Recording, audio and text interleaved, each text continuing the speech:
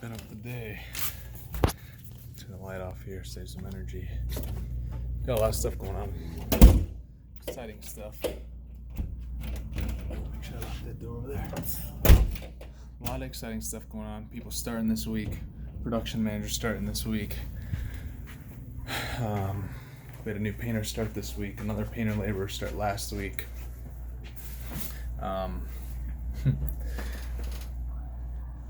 We had one of our sales reps. We're looking to hire another sales rep. I got another interview tomorrow with someone I think is actually going to crush it.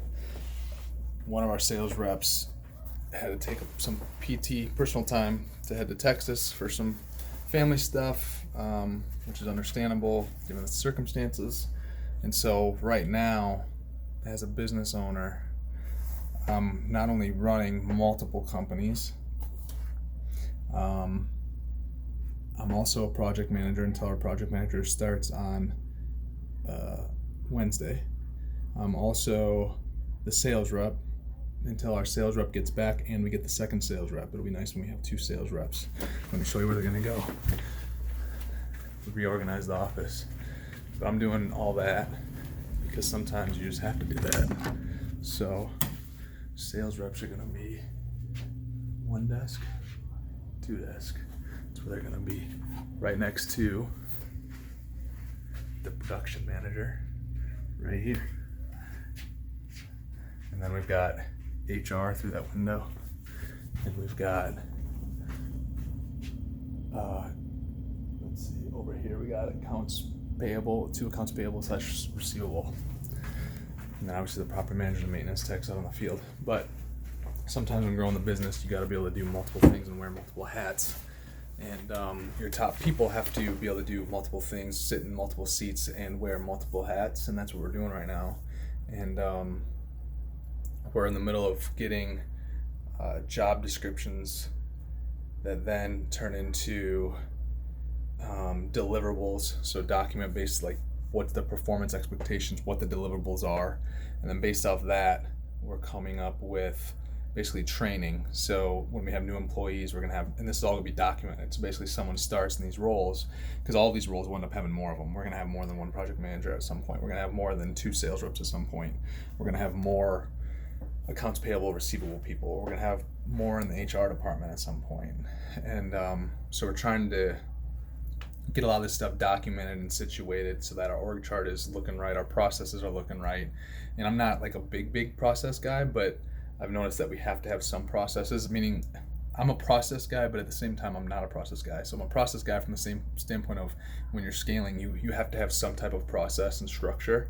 But I also like talented individuals to not be micromanaged, right? So there's a basic overall way that we're doing things here and that we expect them to be done here, but I'm not going to sit there and micromanage every single thing, right? So if we hire someone that has our core values and fits in with the 25 people that we have here already, the 25 people that we have here already are already, all of us have basically the same 5 core values, almost all the way across the board, right? I shouldn't say everybody because it's never perfect, but all the way across the board, we're pretty close. And so we're trying to really hire and fire around those, make sure that when we bring the people in, they fit those 5 values, they have the desire, the want, the capacity to do the job, and they fit our core values, and they replied and they're able to interview adequately and show that they're able to do the job description, right? So then once they're job description, we get into more of the numbers.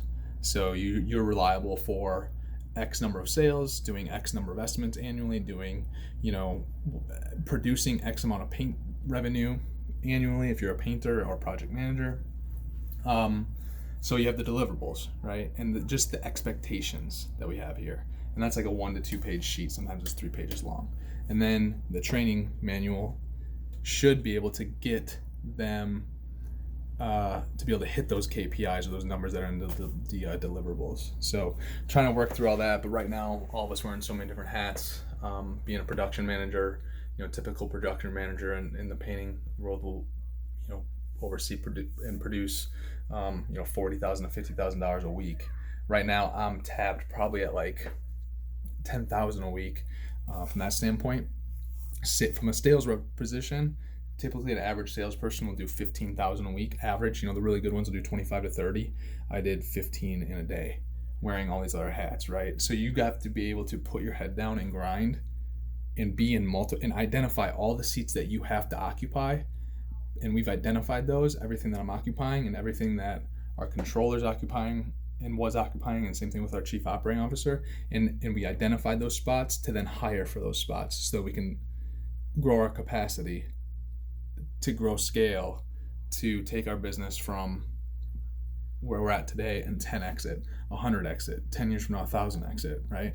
So, but day one, I've always, it doesn't have to be this way, I don't think, but I'm someone, and I don't know that it always will be, but I'm someone that if I'm in a position, if I get to do every single position throughout the company until at least a certain point, then I at least understand the process. I understand, like, nobody can really BS me or pull one over, right? They can pull one over, anyone can pull one over, but they can't BS for too long, right? Because it's going to get suffocated out, because we all know what needs to be done in each position. Now, that being said, just because I know what needs to be done in each position doesn't mean I'm the expert, doesn't mean I'm the best at it. And that's the reason that we hire other people. That's the reason that we have an org chart.